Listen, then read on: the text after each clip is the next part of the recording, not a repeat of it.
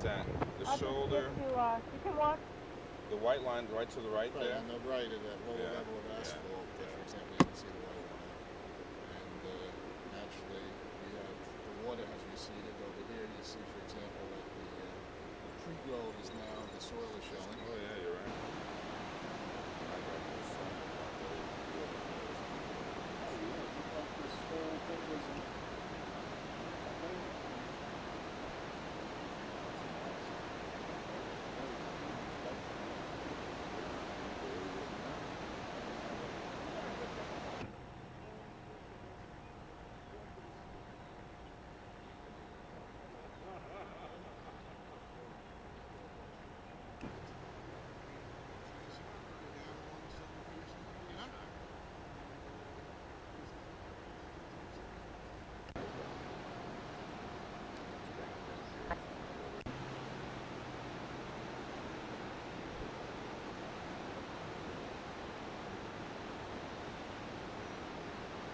safer and probably more visual on this side. Really? But it's very greasy.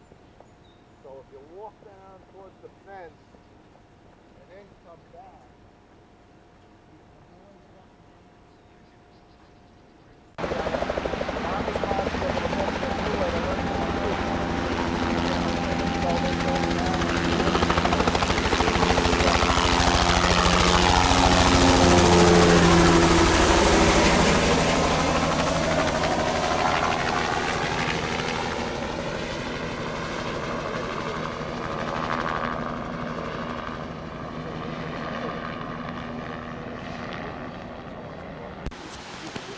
I want to go look at the Yukon across the street.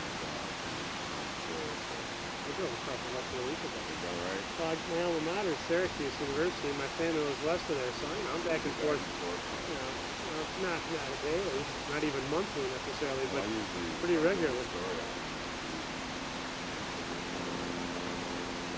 I go across this a couple of times.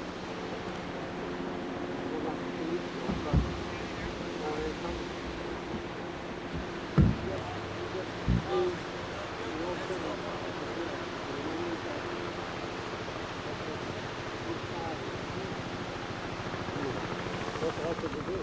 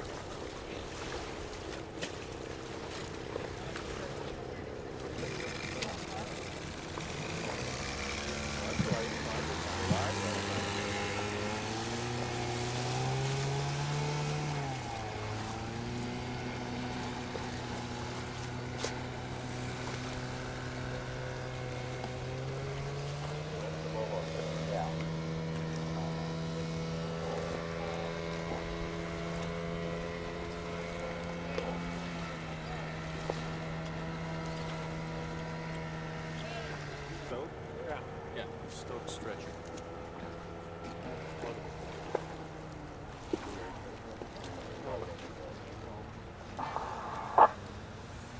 5, 6 miles an Come out with a bank like this. It's got to be 20 feet long. You can't miss it. Okay. Lieutenant, what's the status today? Doesn't seem to be anything different from yesterday. Not too much different, Ken, from yesterday. What we're doing today is merely doing searches for debris in the creek and checking to see whether we can find anything that wasn't there yesterday. As of 8 o'clock this morning, Gilboa Dam was putting out about 7,800 cubic feet per second of water, which is a low for the last 4 or 5 days. We should see some results of that approximately 10 hours from then, and this should start to slow down and recede. But in the meantime, we're strictly checking shorelines with our troopers and strictly checking the area of the creek to find out whether we can pick up more debris or see maybe we can get a sighting of something which is in the water to make it easier for us to, when it does slow down, to do the diving operations necessary to retrieve the bodies and the vehicles. At this point, we're hearing reports as many as 30 people are missing. Is that? That would be inaccurate. I don't know how many people other than what have been confirmed to be in the water have not been contacted yet. Apparently, out of all the calls received at the thruway, there have been a substantial number confirmed as not being in the water. So we're still working on either those that are no contacts or those that we can't confirm one way or the other. But as of right now, we don't have any more information about anyone else being in the water other than those who were confirmed as of yesterday. What's your first name again? James.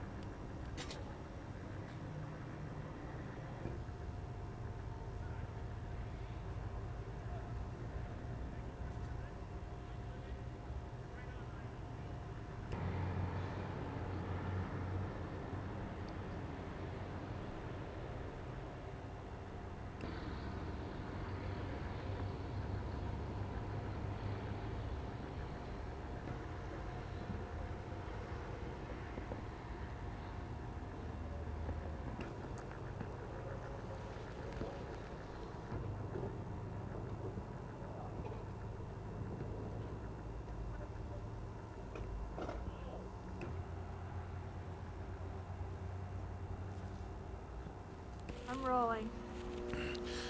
The first reaction, someone... Are you on me or are you in the car? I've got both yous. Oh. Wide shot. Oh, okay. The first reaction one has when you walk up to the wreckage of the...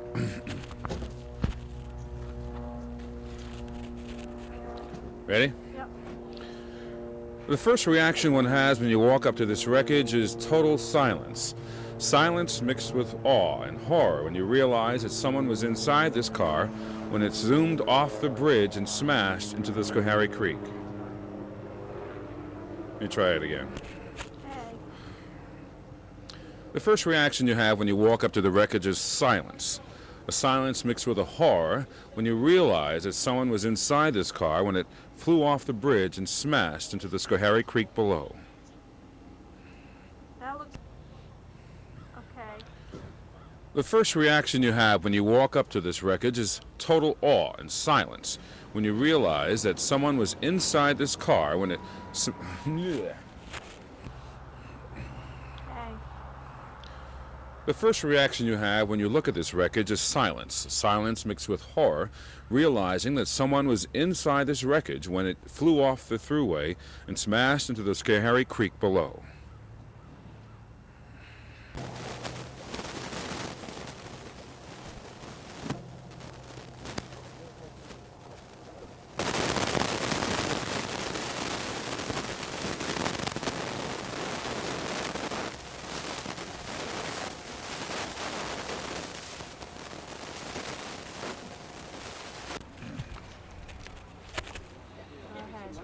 Dennis, how tough is this work for these guys here? I mean, how difficult is it going to be, you think, to get the people and the vehicles out? A lot depends on how quickly the creek falls. The way it's running right now, the height of the water makes it extremely difficult to do much more than dangle a grapnel down and see if you hook onto something. And at this point, you couldn't put a diver in until that water does subside. Do you think that that's simply it? Once it recedes, that just the recovery is going to be rather simple? There's a fairly large area to consider, but aside from that, it should go fairly quickly compared to the way it's been right now. You think the bodies and the vehicles are just there waiting for the water to recede? No, it's tough to say. A good percentage of them probably are. Some could have been washed down into the Mohawk River. But the majority of the work is still sitting right out here between us and the bridge. Have you ever seen anything quite like this? No, not this many cars, this many people at one time. It's big. We've had a car go off, several people in it, but nothing of this magnitude. What do you think this is going to mean for... It's hard to, I know what happened when Hell's Gate, or you said, was there a bridge collapse or just a car went off the There bridge? was a car in there with a body in it. No collapse of a bridge? No. Bring basically assistance? Whatever technical assistance. Yeah. Go ahead. What has it been, how tough has it been for the people out, the divers and the people on the boat right now? How tough has it been in getting this done? I think probably the biggest thing is the frustration of being limited in what you can do at this time and having to wait. The people here have been doing everything they can, and the results are slow in coming. That's probably the hardest thing. What have they done so far that you're aware of? Well, as I said before, they've been grappling, trying to use a metal detector, and even with the hits from the detector, you really don't know what you have. It could be a piece of the bridge, it could be a piece of the car, it could be debris that was in the river for years. And it's frustrating until you can actually get in there and see what you have to deal with. The river, if the creek were to go down another 4 or 5 feet, do you think that would make a big difference? It certainly wouldn't hurt. Just how far it would have to go before it's workable, I don't know. You know, it's a wait and see type thing. As it drops, you take a look and go from there. Would you go into this water the way it is right now? It wouldn't serve any purpose. You wouldn't be able to do any functional work in there. At best, you'd hop in and end up getting pulled down river. Tomorrow they're bringing some body-sniffing dogs and I believe some naval sonar metal equipment. What do you think that's going to do? Well, the sonar would certainly help. You can pinpoint objects with that. If I'm not mistaken, they can sort of tune that and tell roughly what the density of the object down there. So if it was a small piece of debris, you would get a different indication compared to the tractor-trailer that's still missing.